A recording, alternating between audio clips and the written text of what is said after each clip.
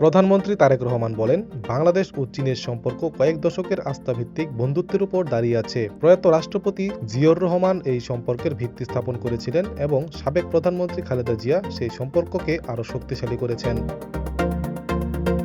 প্রধানমন্ত্রী বলেন, পূর্ববর্তী সরকারের কারণে দুই দেশের সম্পর্কে যেসব প্রতিবন্ধকতা তৈরি হয়েছিল সেগুলো দূর করার কাজ চলছে। একই সঙ্গে বাংলাদেশ এখন অর্থনীতি ও সুশাসনে একটি বড় ধরনের রূপান্তরের মধ্য দিয়ে যাচ্ছে। দেশের উন্নয়নের যাত্রায় এটি একটি গুরুত্বপূর্ণ সময়। তারেক রহমান বলেন, বিশ্ব অর্থনীতিতে চীন দ্রুত উচ্চমূল্য সংযোজন ভিত্তিক উৎপাদন, আধুনিক অবকাঠামো ও পরিচ্ছন্ন জ্বালানি খাতে নেতৃত্ব দিচ্ছে।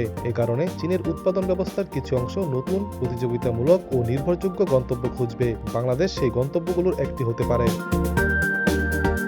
প্রধানমন্ত্রী বলেন, বাংলাদেশ চীনা কোম্পানিগুলোকে তাদের বৈশ্বিক মূল্য শৃঙ্খল সম্প্রসারণের জন্য আমন্ত্রণ জানাচ্ছে। বাংলাদেশ থেকে তারা যেমন বৈশ্বিক বাজারে প্রবেশ করতে পারবে, তেমনই দেশের ক্রমবর্ধমান অভ্যন্তরীণ বাজারের সুবিধাও নিতে পারবে। এটি হবে উভয় পক্ষের জন্য লাভজনক ও বাস্তবভিত্তিক অংশীদারত্ব।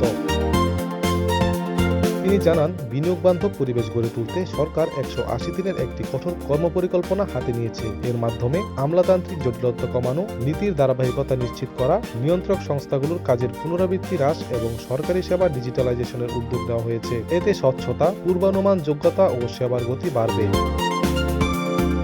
তারেক রহমান বলেন, বিদেশি বিনিয়োগকারীরা বৈষম্যহীন সুবিধা পাবেন। দেশের আইন অনুযায়ী মূলধন ও লভ্যাংশ দেশে ফিরিয়ে নেওয়ার সুযোগ থাকবে এবং তাদের জন্য শক্তিশালী আইনি সুরক্ষাও নিশ্চিত করা হবে। এ সময় তিনি একটি গুরুত্বপূর্ণ ঘোষণা দিয়ে বলেন, খুব শিগগিরই চীনে বাংলাদেশের প্রথম বিনিয়োগ অফিস চালু করা হবে। এর লক্ষ্য হল চীনা বিনিয়োগকারীদের বাংলাদেশে আসার আগেই প্রয়োজনীয় সহায়তা দেওয়া। এতে আগ্রহ থেকে বিনিয়োগ সিদ্ধান্ত পর্যন্ত পুরো প্রক্রিয়া দ্রুত ও সহজ হবে। চীনা বিনিয়োগকারীদের উদ্দেশ্যে প্রধানমন্ত্রী বলেন, বাংলাদেশ আপনাদের এশিয়ার পরবর্তী বৃহৎ অর্থনৈতিক বিশ্বের সহনির্মাতা হওয়ার আমন্ত্রণ জানাচ্ছে।